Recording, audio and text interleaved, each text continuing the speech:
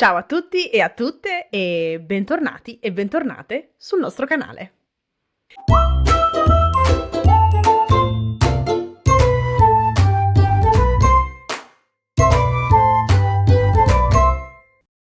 La lezione di oggi è l'ultima dedicata ai verbi riflessivi. Nella prima lezione dedicata ai verbi riflessivi abbiamo visto che cosa sono i verbi riflessivi e come formare la forma riflessiva dei tempi semplici. Nella seconda lezione, invece, abbiamo visto con quali verbi in italiano possiamo formare la forma riflessiva. Infine, oggi, nella lezione di oggi, vedremo due punti. Che cosa sono i verbi riflessivi reciproci e come formare la forma riflessiva dei tempi composti in italiano. E dunque incominciamo subito dal primo punto e cerchiamo di spiegare brevemente che cosa sono i verbi riflessivi reciproci. I riflessivi reciproci sono quei verbi che possono avere la forma riflessiva solo con le persone plurali, quindi noi, voi, loro.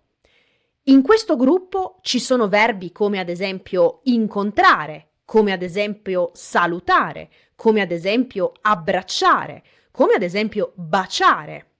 Tutti questi verbi possono avere la forma riflessiva solo al plurale.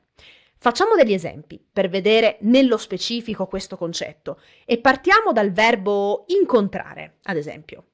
Sappiamo che il verbo incontrare è un verbo transitivo, dunque come verbo transitivo può avere la forma riflessiva.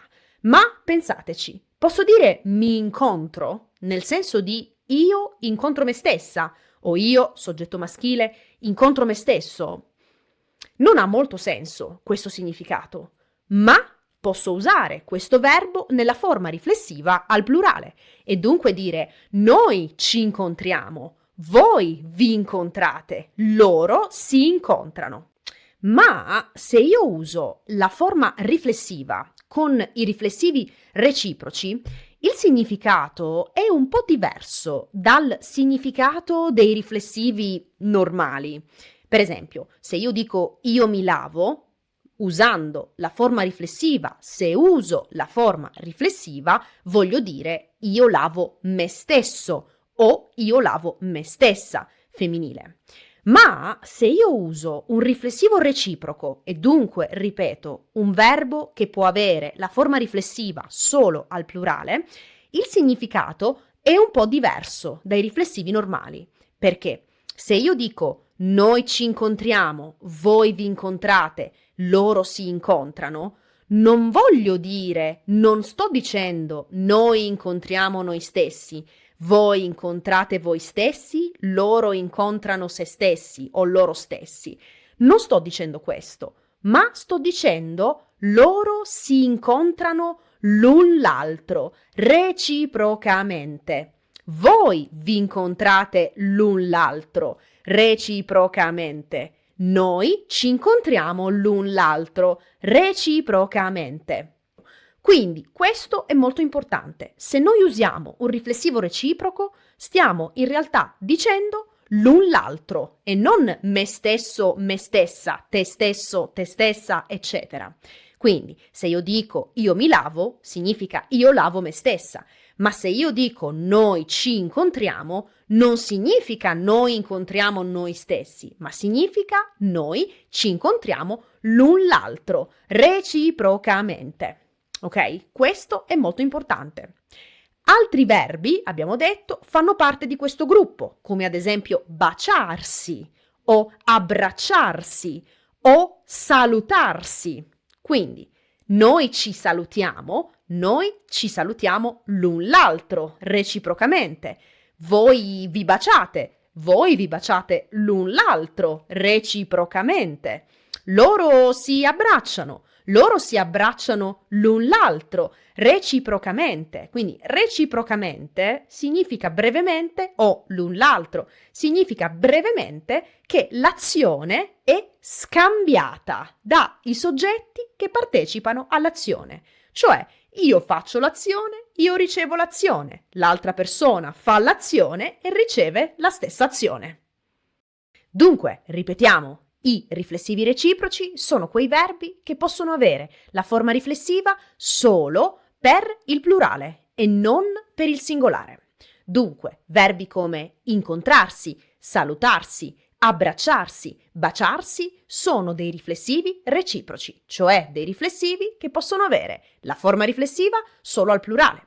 E dunque non posso dire io mi incontro o io mi saluto o tutti incontri, tutti saluti. Le forme al singolare, le forme riflessive di questi verbi al singolare non sono possibili, ma posso dire noi ci incontriamo, noi ci salutiamo, voi vi incontrate, voi vi salutate, loro si incontrano, loro si salutano. Inoltre ricordiamo che i riflessivi reciproci non hanno lo stesso significato dei riflessivi normali, perché se io dico io mi lavo, sto dicendo io lavo me stesso, quindi io mi lavo significa io lavo me stesso. Ma se io dico noi ci incontriamo, non significa noi incontriamo noi stessi, ma significa noi ci incontriamo l'un l'altro, cioè reciprocamente. E ricordiamo che reciprocamente l'un l'altro significa che chi fa l'azione riceve anche l'azione a cui partecipa. Adesso invece vediamo come formare la forma riflessiva dei tempi composti in italiano. Diciamo brevemente che un tempo composto è un tempo formato da due parole. Tempo semplice, una parola, tempo composto, due parole. Quindi io mangio, presente, tempo semplice, mangio, una parola. Io ho mangiato, passato prossimo, ho più mangiato, due parole, tempo composto. I tempi semplici dell'indicativo, ricordiamo, sono presente, imperfetto, futuro semplice e passato remoto. I tempi composti dell'indicativo invece sono passato prossimo, trapassato e futuro composto. Ripetiamo, i tempi composti sono formati da due parole. Le due parole sono verbo essere o avere più participio passato del verbo. Adesso invece vediamo come formare la forma riflessiva dei tempi composti. Per formare la forma riflessiva dei tempi composti in italiano usiamo sempre il verbo essere. Non importa se usate nella forma normale del tempo composto, non importa se usate essere o avere, perché nella forma riflessiva useremo sempre il verbo essere. Dunque, la forma riflessiva del tempo composto è formata da pronome riflessivo più verbo essere più participio passato del verbo.